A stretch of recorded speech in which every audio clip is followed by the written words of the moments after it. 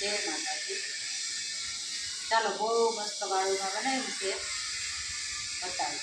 અહીંયા થોડોક અવાજ આવે છે ને, થોડોક અવાજ ધીમો આવશે, મકાનની બાજુનું કામ આવે. તો મસ્ત બટેટા ટમેટાનું શાક ધોઈ મોઢામાં પાણી લઈ જાય.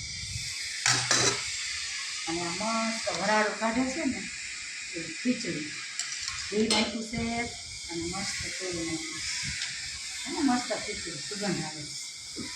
અને આ ગવારનું છાસી શાક ગુવાર ગળ્યો હતો તો બનાવી. અને આ મસ્ત ગાજરનો સંભારો અને આ ઉનાળાનો મસ્ત કેરીનો રસ છે ને, જોઈ મસ્ત મોઢામાં પાણી આવી ગયું છે.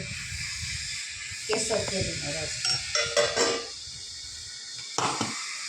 અને આમાં રોટલો અને મસ્ત રોટલી બનાવી નીચે બધા ચોપડા હોય ને તો ઓલો પીવું.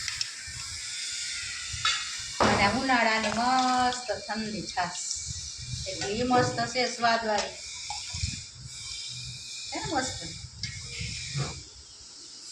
બહુ મસ્ત વાળુમાં બનાવ્યું છે.